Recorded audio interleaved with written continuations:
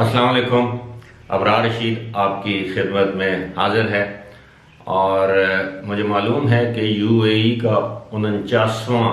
कौमी दिन अब आने को है, यानी 2 दिसंबर को यूएई का 49वां कौमी दिन मनाया जा रहा है और आपका लॉन्ग वीकेंड भी आ रहा है और जिसमें तकरीबन 5 के करीब आपको छुट्टियां दी जाएंगी हफ्ते में। तो ज़ाहिर यूएई में रहने वालों के मज़े हैं और कोविड-19 के हवाले से भी कुछ अच्छी खबरें आ रही हैं, वैक्सीन के हवाले से ख़ास तौर पर कि मुमकिन है दिसंबर के आखिर या दिसंबर के वस्त में कोविड-19 की जो वैक्सीन है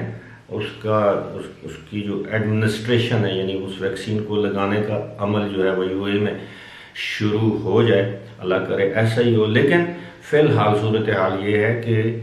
यूएई के अंदर भी कोविड की जो सूरत हाल है वो संभल के नहीं पा रही और गुज़श्ता रोज़ भी 1300 के करीब अफराद में मज़ीद अफराद में कोविड-19 की तस्दीक हुई और 3 अफराद जो है मौत के मुंह में चले गए। खैर, इस पर तो बात होती रहेगी। फ़िलहाल मैं आपको ये बताऊंगा कि यूएई के 49वें कौमी दिन के मौके पर या उससे पहले दुबई के हुक्मरान जो यूएई के वज़ीर आज़म भी हैं, उन्होंने दुबई में कैद 472 कैदियों को आम माफ़ी देने का ऐलान किया है और बताया ये गया है कि ये वो कैदी हैं जो कि संगीन जराइम में कैद नहीं, यानी कत्ल, रॉबरी या ड्रग्स वगैरह जो भी संगीन, रेप, जो भी संगीन जराइम है ये उनमें मुलव्वस लोग नहीं हैं। ये आम छोटे मोटे नवीयत के जराइम में जो लोग कैद काट रहे थे, जिनकी कैद थोड़ी रह गई थी या ज़्यादा थी,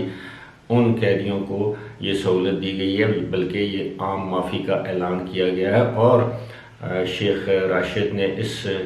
जो दुबई के हुक्मरान हैं, शेख राशिद ने इस बात की तवक्को की है कि जब ये लोग रिहा हो जाएंगे तो ये इस बात को यकीनी बनाएंगे कि वो एक पुरअमन और जिसे कहते हैं कि मुहज़्ज़ब शहरी के तौर पर अपनी ज़िंदगी गुजार सकें। दूसरी जानब एक और अहम ऐलान ये किया गया है, वो भी 49वें जो यौम यूएई आप कह लें उसके मौके पर और नेशनल डे जिसे आप कहते हैं, कौमी दिन के 49वें कौमी दिन के मौके पर एक और ऐलान ये किया गया है कि तमाम जो गाड़ियों पर जो जुर्माने किए जाते हैं उनमें 50% तक अब कमी की जाएगी। यानी मिसाल के तौर पर अगर किसी गाड़ी पर 500 दिरहम जुर्माना होता था माजी में, तो अब इसको कम करके 250 दिरहम जुर्माना कर दिया गया है और इस हवाले से काफ़ी ज़्यादा पजीराई हो रही है, क्योंकि कुछ लोग ऐसे भी थे जिनके ऊपर जुर्माने जमा होकर अमाउंट काफ़ी ज़्यादा हो गई थी। अब उनको इस ऐलान से काफ़ी सहूलत मुयस्सर होगी। लेकिन जो सबसे इम्पोर्टेंट बात है वो ये है कि इस अज़्म का इयादा बार बार किया जा रहा है कि ना सिर्फ यूएई को बल्कि दुबई को एक मरतबा फिर 2021 के अंदर उस पैमाने पर उसकी तरक्की की शरह को ले जाया जाएगा जहां पर वो कोविड-19 से पहले थी। खैर, I wish them good luck. लेकिन एक चीज़ मैं आपको ये भी बता दूं, उम्मीद की जा रही है कि इस कौमी दिन के जो 2 दिसंबर को जो आने वाला कौमी दिन है, 49वां कौमी दिन यूएई का, इस मौके पर बहुत से ऐलानात किए जाएंगे जिनमें ख़ास तौर पर उम्मीद की जानी चाहिए कि गैर मुल्कियों के लिए कुछ अच्छी खबरें होंगी। तारकीन वतन जिन्हें हम कहते हैं उनके लिए अच्छी खबरें होंगी, ना सिर्फ यूएई के शहरियों के लिए बल्कि तारकीन वतन के लिए भी। और कुछ वीज़ा पॉलिसीज़ भी अनाउंस की जाएंगी, लॉन्ग टर्म वीज़ा पॉलिसीज़। आपको याद होगा गुज़श्ता साल उन्होंने एक ऐलान तो किया था लेकिन फिर उसको इजरा नहीं किया कि 5 साल का मल्टीपल टूरिस्ट मल्टीपल या विजिटर्स मल्टीपल वीज़ा। तो इस तरह के वीज़ों का ऐलान भी मुतवक्को है, लेकिन साथ ही साथ चंद इमिग्रेशन लॉज को सख्त भी किया जाएगा ताकि वहाँ पर यानी यूएई में गैर कानूनी तौर पर आके वहाँ मुलाजमतें अख्तियार करने वाले या मुलाजमतों के ख्वाहिशमंद या वहाँ पर जो गैर कानूनी तौर पर यानी विजिट वीज़े पर आके वहाँ पर गायब हो जाने वाले लोग, जिनको एब्सकॉन्डर्स कहते हैं, भगोड़े कहते हैं या वायलेटर्स कहते हैं, उनकी हद्दुल वसा